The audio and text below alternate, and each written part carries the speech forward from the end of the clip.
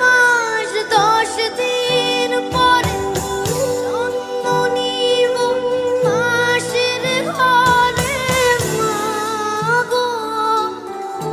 10 মাস 10 দিন পরে জন্ম নিব মাসের ঘরে মাগো।